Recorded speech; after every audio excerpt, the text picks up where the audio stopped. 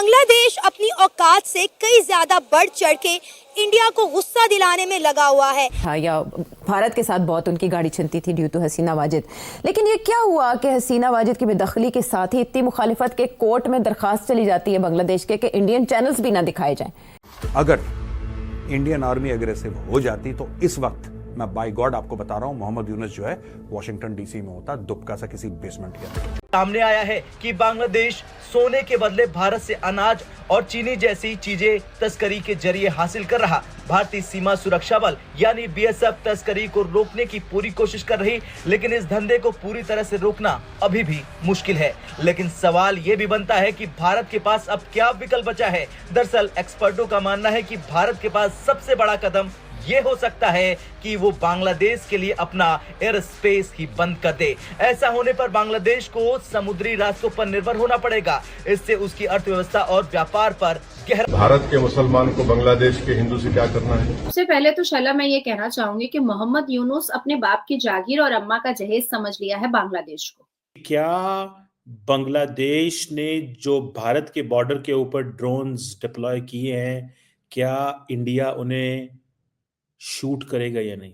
या अगर तो वो बांग्लादेश के टेरिटरी के अंदर हैं और वो सिर्फ बॉर्डर के ऊपर सर्वेलेंस कर रहे हैं, तो क्या इंडिया की स्ट्रैटेजी क्या होगी?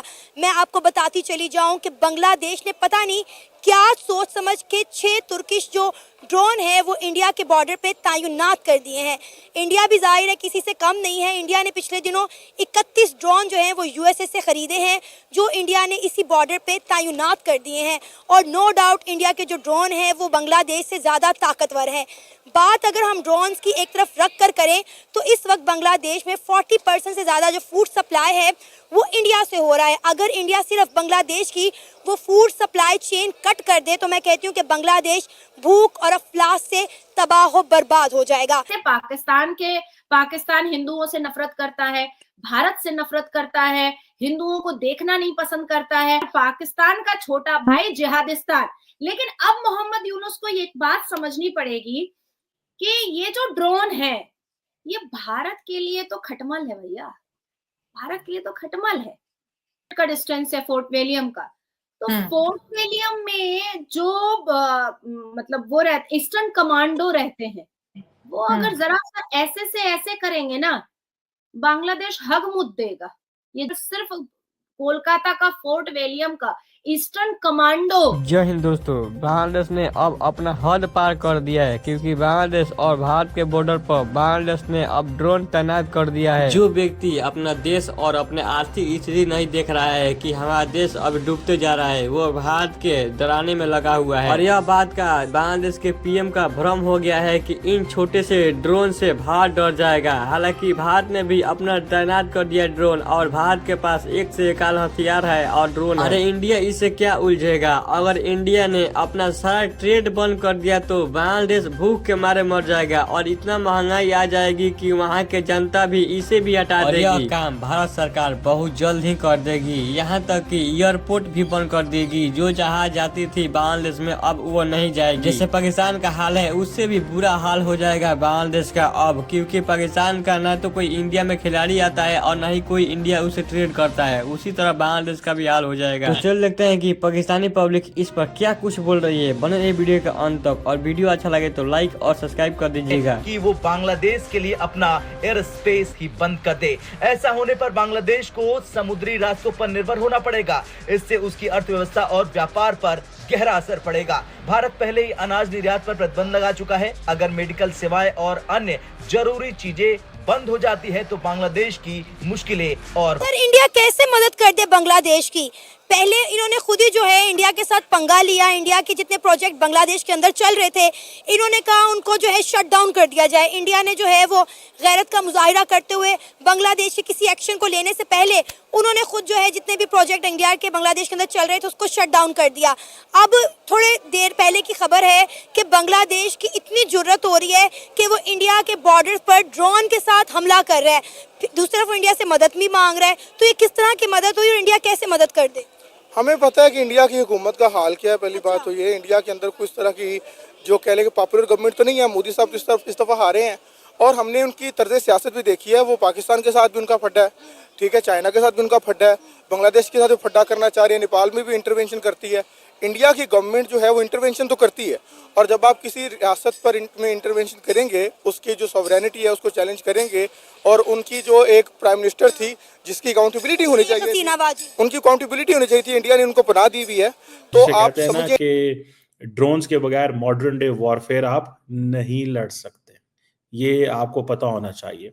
अब ये जो क्वेश्चन है कि ये जो ड्रोन्स हैं, जिनकी जारी बात है ये टर्की से बांग्लादेश ने मंगवाए हैं, और बांग्लादेश को ये डिप्लॉय क्यों करना पड़े, सवाल है। ठीक है जी।